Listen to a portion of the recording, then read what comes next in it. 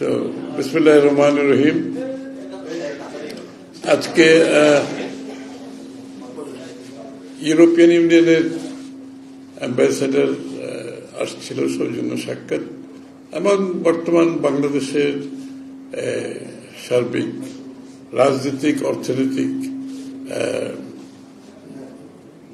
বৈদেশিক সম্পর্ক এবং অবস্থান নিয়ে দীর্ঘ আলোচনা হয়েছে।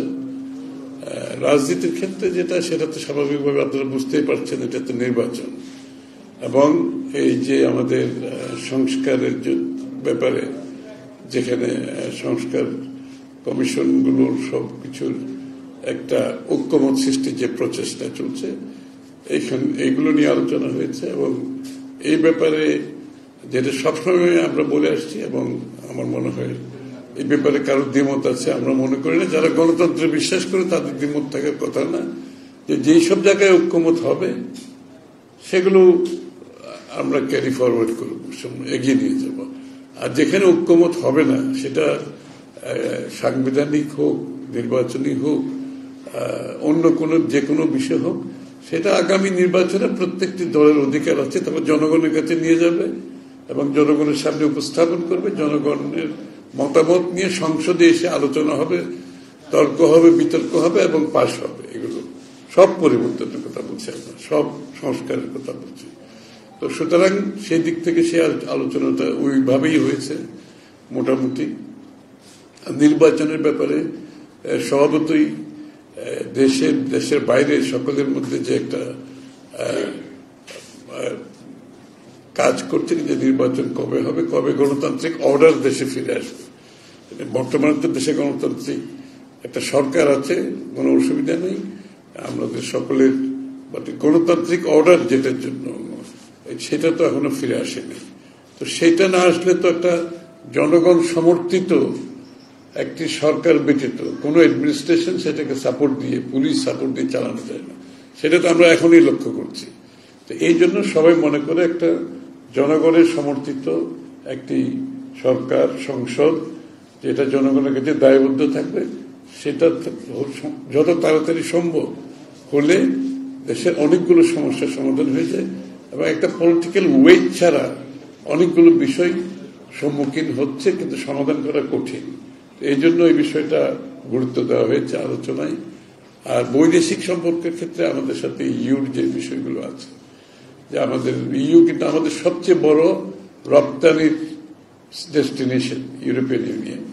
সুতরাং সেখানে আমরা আগামী দিনে কি কাজ করতে পারি এবং বিএনপি পক্ষ থেকে আমরা আগামী দিনে ইউর সাথে আমাদের কর্মপন্থা কি হবে এবং বর্তমানে ইউর নির্বাচনকে ঘিরে, তারপরে সংস্কারকে ঘিরে ইউর যে ক্যাপাসিটি বিল্ডিং, ওরা সহযোগিতা করতে রাজি আছে। যেখানে বিশেষ করে ইলেকট্রাল প্রসেস থেকে শুরু করে প্রতিষ্ঠানগুলো যেগুলো ভেঙে পড়েছে, এগুলোর সংস্কারের বিষয়ে, এগুলো পরিবর্তন, এগুলোর সঠিক জায়গায় ফিরিয়ে আনার জন্য তাদের সমর্থন, ক্যাপাসিটি বিল্ডিং এর জন্য তারা এগিয়ে আসতে রাজি আছে। এই আর কি।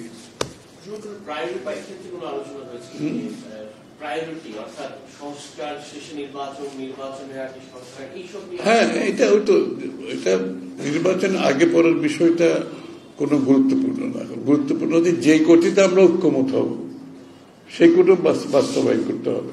আর যেখানে ঐক্যমত হবে না, এবং ঐক্যমত হওয়ার সব জায়গায় কোনো সম্ভব না। আমরা বিভিন্ন পার্টি, বিভিন্ন চিন্তা, বিভিন্ন দর্শন, বিভিন্ন ভাবনার মধ্যে থাকি। সুতরাং কেউ যদি মনে করে সবকিছুতে ঐক্যমত হবে, তাহলে তার রাজনৈতিক দলের দরকার হবে না। তো বাংলাদেশ আবার বাকশাল নিয়ে আসলেই পারি আমরা। তো বাকশালে তো ফিরে যেতে চাই না আমরা একটা ডাইভার্সিফাইড একটা কান্ট্রি, যেখানে ভিন্ন মত ভিন্ন পথে চলবে, কিন্তু যেখানে ঐক্যমত হবে সেই বিষয়গুলো আমরা সমাধান করতে পারবো ইমিডিয়েটলি। আর যেখানে ঐক্যমত হবে না, সেটা আগামী দিনে নির্বাচনে প্রত্যেকটি দল তাদের ম্যান্ডেট নিয়ে, তাদের ম্যানিফেস্টো নিয়ে, তাদের ভাবনা নিয়ে জনগণের কাছে যাবে এবং জনগণের ভোটের পরিপ্রেক্ষিতে যে সংসদ হবে, জনগণ যে ম্যান্ডেট দেবে, সেই সংসদ সেই সংস্কারগুলো বাস্তবায়ন করবে, সিদ্ধান্ত নেবে।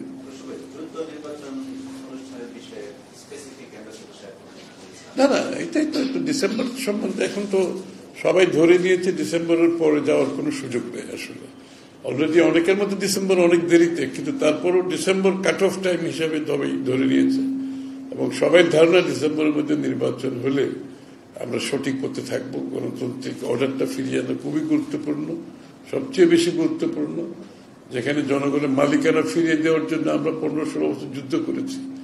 সেটা ফিরিয়ে দেওয়ার একমাত্র পথ হচ্ছে, বাহক হচ্ছে নির্বাচন, এবং তার মাধ্যমে একটা গণতান্ত্রিক অর্ডার ফিরে আসবে যেটা জনগণের কাছে দায়বদ্ধ থাকবে, জবাবদিহি থাকবে।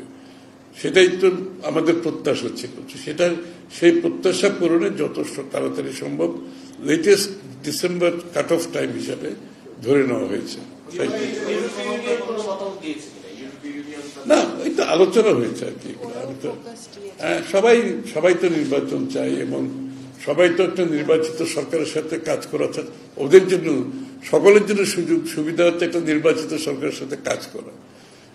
এটা তো আর বলার অপেক্ষা রাখে না।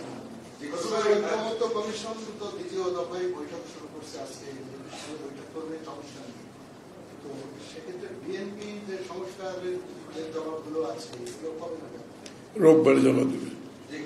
আপনারা কি স্পেসিফিক ভাবে বলেছেন যে আপনারা কবে নির্বাচন চান, ডিসেম্বর বা তার আগে বা তারপরে? স্পেসিফিক ভাবে তার কাছে বলেছেন? আমরা তো তার কাছে বলার দরকার তো নয়। আমরা তো বলেই আসছি যে নির্বাচন যত দ্রুত হবে তত তাড়াতাড়ি একটা গণতান্ত্রিক অর্ডার ফিরে আসবে, জনগণের মালিকানা ফিরে পাবে, একটা দায়বদ্ধ জবাবদিহি সরকার থাকবে। সেই দায়বদ্ধ জবাবদিহি থাকলেই তো পরিবর্তন আনতে পারবে না। যে সরকারের দায়বদ্ধ থাকবে না, জবাবদিহি তো থাকবে না, তারা তো পরিবর্তন আনার খুব বেশি সুযোগ নয়। এটা তো বুঝতে হবে। পাশাপাশি আপনি বলছেন যে অর্থনৈতিক বা তারা আমাদের সবথেকে বড় এক্সপোর্টেশন ডেস্টিনেশন, তো সেক্ষেত্রে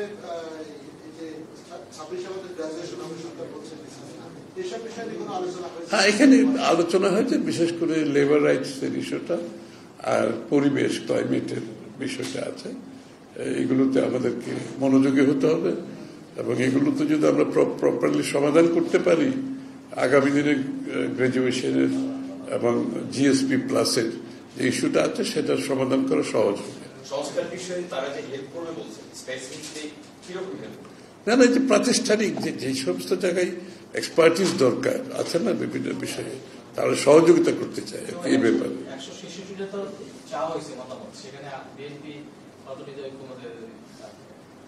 রোববারে সাবমিট করার পরে আলোচনায় চলে আসবে।